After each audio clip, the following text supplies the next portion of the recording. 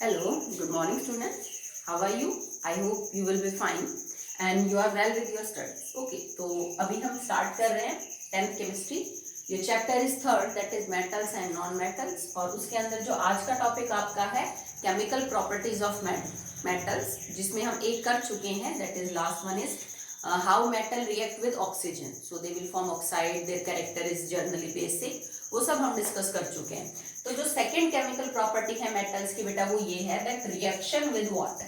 How metal react with water. Okay, so metal react with water to form just like metal react with water and this reaction is actually proceed in 2 steps. ठीक है, final product जो आपको बाहर मिलेगा वो actually में 2 reactions का combination होता है. तो पहले क्या होता है, मेटल पानी के साथ रिएक्शन करेगा and it will form metal oxide and hydrogen. Okay, so it will form metal oxide plus hydrogen gas. सबसे पहले ये होता है कि चाहे कोई भी मेटल हो आपके पास, लेस और मोर रिएक्टिव डिपेंडिंग अपॉन वो पानी के साथ कैसे रिएक्शन करता है. क्या कुछ ऐसे भी जो नहीं भी करते पानी के साथ, तो हम उनको आगे पढ़ेंगे. ठीक है, first it will form metal oxide and hydrogen gas. अब ये जो मेटल ऑक्साइड है, अगर इसमें ये प्रॉपर्टी है कि ये पानी के अंदर डिसॉल्व हो सकती है तो इट कैन फर्दर रिएक्ट. ठीक है, पानी तो आपने ले ही रखा है, मेटल है, उसने पानी के साथ रिएक्शन करके मेटल ऑक्साइड और हाइड्रोजन गैस बना ली. अगर इस मेटल ऑक्साइड में ये गुण है कि ये पानी के अंदर डिसॉल्व हो सकती है तो ये अगेन पानी में डिसॉल्व होकर रिएक्शन करेगी. So now metal oxide react with water to form metal hydroxide. Okay, so the second reaction will be of this type that metal oxide form again dissolve in the water if it is capable of doing that and metal hydroxide is formed. तो अगर आप इस reaction को overall करें, मैं इस reaction को sum up करूं, ठीक है, आप ऐसे जोड़ लीजिए रिएक्शन के अंदर रिएक्टेंट्स को एक साइड में और प्रोडक्ट को एक साइड में. जैसे आप मैथ के अंदर अपनी अलजेब्रिक इक्वेशंस को जोड़ते हो, किसी भी रिएक्शन के 3-4 स्टेप्स को अगर आपको सम अप करना है तो आप रिएक्टेंट जोड़ लीजिए और प्रोडक्ट जोड़ लीजिए. ठीक है, तो हम चलिए लिखते हैं. Now it becomes metal plus water plus metal oxide. ठीक है, 1 2 3. देखो वाटर और वाटर 2 बार है तो कोई बात नहीं, मैंने एक बार लिख दिया. ठीक है, क्योंकि उसके तो नंबर ऑफ मोल ज्यादा हो जाएंगे बस. Now metal oxide plus hydrogen and plus metal hydroxide. ठीक है, सो हमने रिएक्शंस को कंप्लीट सम अप कर दिया. अब एरो के दोनों साइड में जो चीज कॉमन होती है आप उसको कैंसिल आउट कर दीजिए. ठीक है, जैसे मेटल ऑक्साइड इधर भी है और मेटल ऑक्साइड इधर भी है, क्योंकि देखो इस रिएक्शन में मेटल ऑक्साइड तुम्हारा प्रोडक्ट है, इस रिएक्शन में मेटल ऑक्साइड तुम्हारा रिएक्टेंट है. तो पहली रिएक्शन में जितना मेटल ऑक्साइड बनेगा दूसरी में उतना खर्च हो जाएगा. तो फाइनल प्रोडक्ट में तो हमें मेटल ऑक्साइड मिलना ही नहीं है बेटा. तो देखो रिएक्शन क्या बनी कि जब कोई मेटल पानी के साथ रिएक्शन करेगा तो वो किस में कन्वर्ट हो जाएगा, मेटल हाइड्रोक्साइड में. जैसे मान लो simple formula MOH and hydrogen gas. तो ये आपकी फाइनल इक्वेशन निकल के आ गई कि कोई मेटल पानी के साथ रिएक्शन करता है to form metal hydroxide. This is not always true. कब नहीं होगा ये बेटा, क्योंकि मेटल हाइड्रोक्साइड का बनना किस बात पे डिपेंड करता है कि जो मेटल ऑक्साइड बनी है if it is capable of reacting और डिसॉल्विंग इन वाटर, अगर डिसॉल्व हो पाती है तो मेटल हाइड्रोक्साइड बन जाएगी. बट कई सारी ऐसी मेटल ऑक्साइड है बेटा जो पानी में डिसॉल्व नहीं होती, तो उनके केस में फिर ये रिएक्शन नहीं होगी. फिर आपका पहला स्टेप तक की रिएक्शन होगी कि मेटल पानी के साथ रिएक्शन करके मेटल ऑक्साइड और हाइड्रोजन गैस बनाएगा. कौन कौन सी रिएक्शन में ऐसा होगा कि कौन कौन सी में सिर्फ ऐसा होगा, ये हम आपको बता देंगे. ठीक है, तो ध्यान रखना रिएक्शन एक्चुअली में 2 स्टेप में हो सकती है अगर मेटल ऑक्साइड पानी में घुल सके तो, नहीं तो रिएक्शन आपकी पहले स्टेप तक ही रुक जाएगी कि बस मेटल ऑक्साइड और हाइड्रोजन गैस आपको मिलेगा. Okay, now depending upon the reactivity of metal, क्योंकि आपने रिएक्टिविटी सीरीज पढ़ी है, सोडियम पोटेशियम वो सब, ठीक है, तो उसमें जो सबसे ज्यादा रिएक्टिव मेटल हैं वो इवन ठंडे पानी के साथ भी रिएक्शन कर लेंगे. ठीक है, जैसे पोटेशियम है, सोडियम है, कैल्शियम है, ये इतने रिएक्टिव है कि ये इवन कोल्ड वाटर पे आपने इनको दिया ना तो ये रिएक्शन करके आपका कंपाउंड बना देंगे। बट अगर कोई लेस रिएक्टिव मेटल है, जैसे मान लो आपके पास एल्यूमिनियम है, जिंक है, आयरन है, ठीक है, तो इन केस में बेटा आपको जो पानी है वो काफी गर्म करना पड़ सकता है। इवन स्टीम भी ले सकते हो आप, कि पानी को इतना गर्म किया कि वो मतलब 100 डिग्री सेल्सियस से ऊपर बॉयल हो गया, फिर उसके वेपर बन गए, उनके साथ भी रिएक्शन करवा सकते हो, ठीक है। तो डिपेंडिंग अपॉन कि मेटल कम या ज्यादा रिएक्टिव है, पानी ठंडा भी हो सकता है, गर्म भी हो सकता है, और even in the form of steam भी वो रिएक्ट कर सकता है, ठीक है। तो ये इंपॉर्टेंट चीज है कि कौन सा मेटल ठंडे पानी के साथ, कौन सा गर्म के साथ, और कौन सा खाली भाप के साथ रिएक्शन करता है। ओके, चलिए स्टार्ट करते हैं।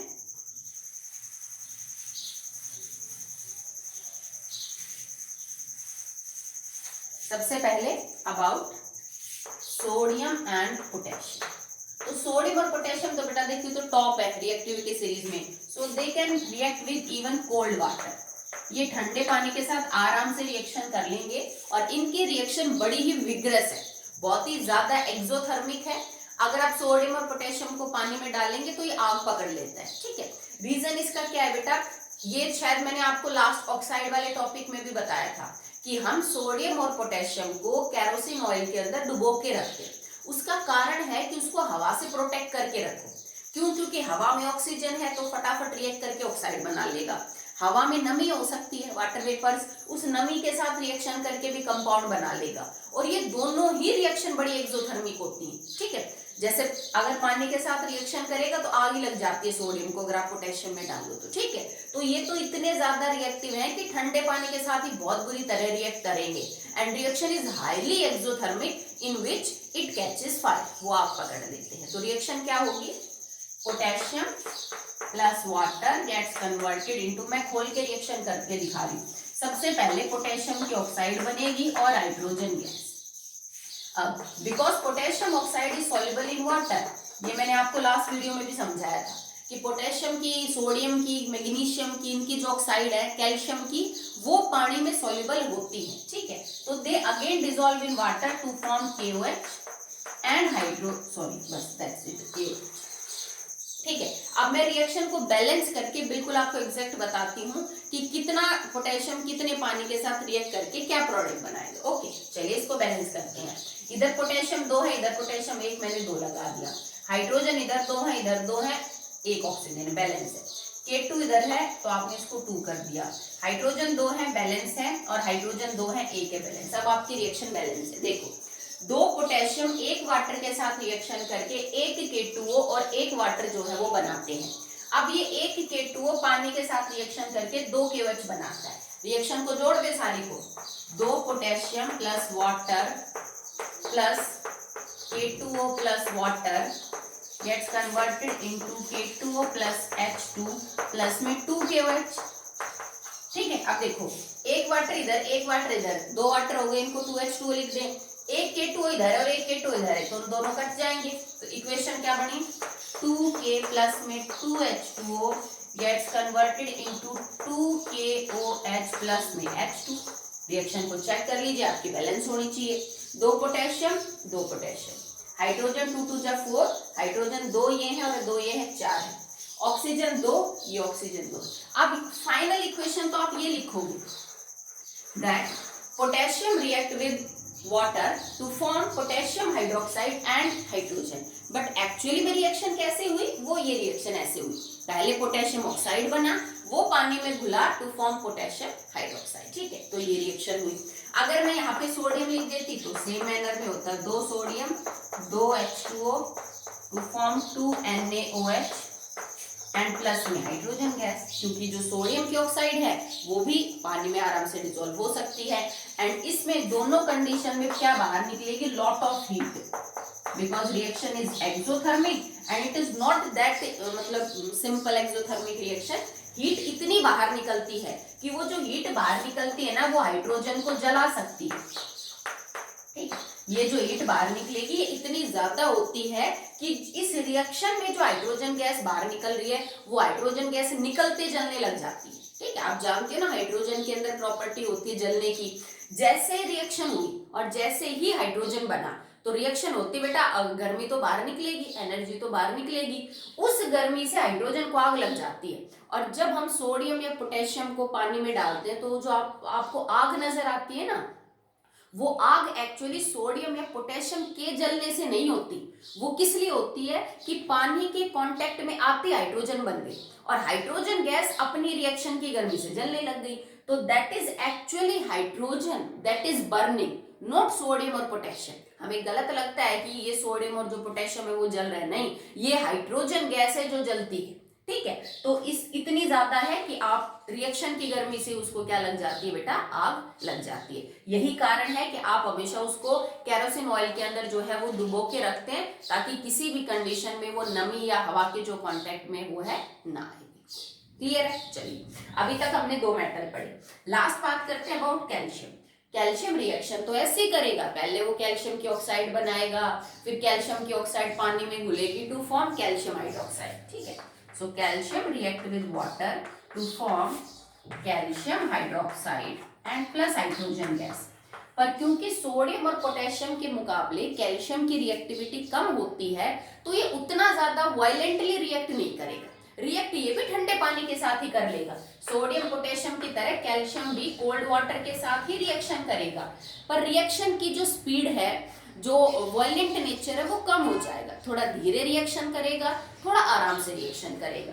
मतलब इन रिएक्शन में जो एनर्जी बाहर निकल रही है in the form of heat, calcium के साथ ये जो एनर्जी बाहर निकलेगी ये कम होगी कंपैरेटिव टू दिस। समझ गए? ठीक है, एक और चीज जो इसमें इंपॉर्टेंट है वो पूछते हैं कैल्शियम के केस में कि अगर आपने कैल्शियम को पानी में डाला, it will form calcium hydroxide and hydrogen gas, पर कुछ देर बाद आप नोट करोगे दैट कैल्शियम स्टार्ट्स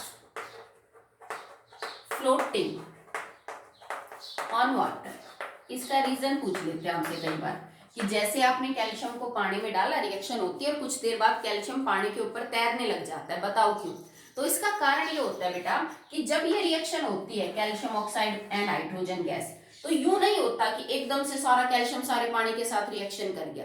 भाई रिएक्शन शुरू होगी, तुमने अगर इतना सा भी कैल्शियम लिया है तो पहले थोड़ा कैल्शियम थोड़े पानी के साथ रिएक्ट करके हाइड्रोजन और कैल्शियम हाइड्रोक्साइड बना लेगा।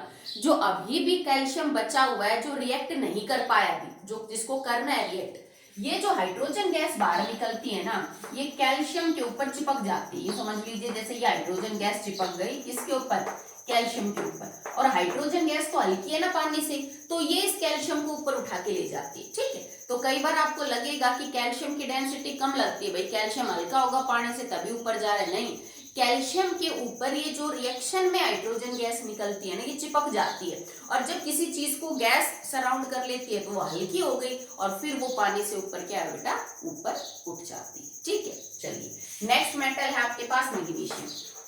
मैग्नीशियम कम रिएक्टिव मेटल है, तो it react with hot water not with cold. ये ठंडे पानी के साथ रिएक्शन नहीं करेगा, आपको पानी गर्म लेना पड़ेगा तब रिएक्शन होगी। Because magnesium oxide is also soluble in water, तो यहाँ भी हमें फाइनल प्रोडक्ट मिलेगा MgOH twice and hydrogen gas. आपको मैग्नीशियम हाइड्रोक्साइड मिलेगा और यहाँ पे हाइड्रोजन गैस जो है वो बाहर निकलेगी। पर यहाँ पे देखो कंडीशन, क्योंकि रिएक्टिविटी थोड़ी कम हुई ना मेटल की, तो हमें पानी को कैसा करना पड़ा, गर्म करना पड़ा। ठीक है, अब इससे भी कम रिएक्टिव मेटल जो मैग्नीशियम, कैल्शियम, सोडियम, पोटेशियम इन सब से कम है, उनके लिए आप क्या करोगे, तो उनके लिए मेरे को पानी को और ज्यादा गर्म करना पड़ेगा तभी वो रिएक्शन कर पाएंगे। जैसे हम ऑक्सीजन के साथ भी सेम कर रहे थे कि कोई तो ऑक्सीजन के साथ बिना गर्म करे रिएक्ट कर रहा था, सोडियम पोटेशियम, किसी को मेरे को ऑक्सीजन की प्रेजेंस में जलाना पड़ रहा था, मैग्नीशियम, किसी को बहुत ही लंबे टाइम तक जलाना पड़ रहा था जैसे कॉपर। तो सब रिएक्टिविटी के ऊपर बेटा जो है वो डिपेंड करता है। एल्यूमिनियम, जिंक एंड आयरन, ये 3 ऐसे मेटल हैं, aluminium, zinc and iron are the 3 metals that react only with the steam। तो जब भी इनकी रिएक्शन मिलेगी ना, H2O के साइड में हमेशा गैस लिखा मिलेगा।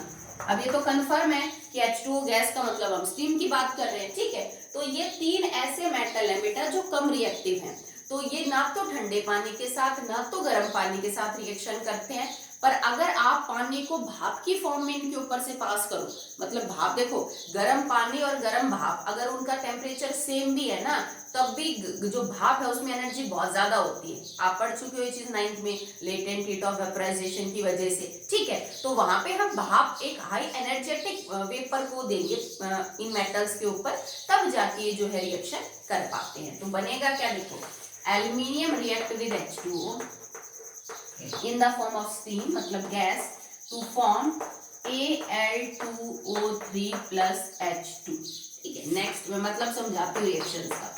React zinc react with H2O gas मतलब steam to form ZnO plus में hydrogen. Iron react with steam gas to form Fe3O4 and hydrogen. अगर आपने एक बात नोट करी हो तो वो ये है कि मैंने किसी में भी हाइड्रोक्साइड नहीं बनाई, ओके। ना मैंने एल्यूमिनियम, ना जिंक और ना ही आयरन हाइड्रोक्साइड की फॉर्मेशन करी। मैंने इन एलिमेंट्स की ऑक्साइड और हाइड्रोजन गैस निकाली। तो इससे मेरे को क्या इंफॉर्मेशन मिली कि ये जो तीनों ऑक्साइड हैं that are not soluble in water, that are not soluble in water. क्योंकि अगर ये सॉल्युबल होती, जो ऑक्साइड है that is soluble in water, तो ये भी हाइड्रोक्साइड बनाते। नहीं बन रहा है इसका मतलब एल्यूमिनियम ऑक्साइड, जिंक ऑक्साइड और ये जो आपकी Fe3O4 है, ये तीनों ही पानी के अंदर सॉल्युबल नहीं है, क्लियरली है। तो इन तीनों मेटल्स के केस में आप बनाएंगे बेटा oxide, sodium, potassium, calcium, magnesium, इनके केस में बनाएंगे आप इनकी हाइड्रोक्साइड, ओके। तो देखो एल्यूमिनियम की, जिंक की ऑक्साइड तो ये आपको पता ही है। आयरन की हमारे पास 3 ऑक्साइड होती हैं, FeO, Fe2O3 और एक ये है। और मैंने लास्ट भी आपको समझाया था कि Fe3O कब बनती है, जब हम एक FeO को एक Fe2O3 से जोड़ते हैं, ठीक है। तो this reaction is quite important, क्योंकि इनमें तो ऑप्शन नहीं है, आपको पता है ये और ये ही बननी है, क्योंकि इसमें 3 ऑप्शन होते हैं ना, तो बच्चे गलत कर देते हैं अक्सर। तो इसमें याद रखना, आयरन जब स्टीम के साथ रिएक्शन करेगा तो Fe3O4 जो है वो बनेगा, क्लियर है। रिएक्शन से निकलने वाली जो हीट है वो सब में अलग अलग होती है depending upon the reactivity. Sodium, potassium के अंदर इतने ज्यादा रिएक्टिव मेटल थे ये कि इतनी गर्मी बाहर निकल रही थी, उन्होंने हाइड्रोजन को जला दिया। क्यों? क्योंकि हाइड्रोजन का जो इग्निशन टेम्परेचर, मतलब इग्निशन टेम्परेचर किसी सब्सटेंस का वो टेम्परेचर है जिसपे वो जलना शुरू हो जाता है, ठीक है। तो हाइड्रोजन का इग्निशन टेम्परेचर ना कम होता है और वो हाईली कंबस्टिबल गैस है, वो बहुत जलती है। जो हॉट एयर बलून होते हैं, गर्म हवा के गुब्बारे नहीं देखे आपने टीवी में, गुब्बारे ऊपर जोड़ते हैं, उसमें हाइड्रोजन ही होती है, जिस वजह से वो उड़ते हैं। हॉट हम एयर डालते हैं उसके अंदर हाइड्रोजन के साथ, ठीक है। तो इसमें जलने की प्रॉपर्टी बहुत अच्छी है। पर कैल्शियम के साथ अगर आप रिएक्शन देखो तो उसमें तो हाइड्रोजन आग नहीं पकड़ती। क्यों? क्योंकि कैल्शियम एक कम रिएक्टिव मेटल है सोडियम और पोटेशियम के मुकाबले। तो उस रिएक्शन से जितनी हीट बाहर निकलेगी वो हीट काफी नहीं है कि वो हाइड्रोजन को जला सके, तो रिएक्शन आराम से हो जाती है, कोई आग वगैरह नहीं लगती।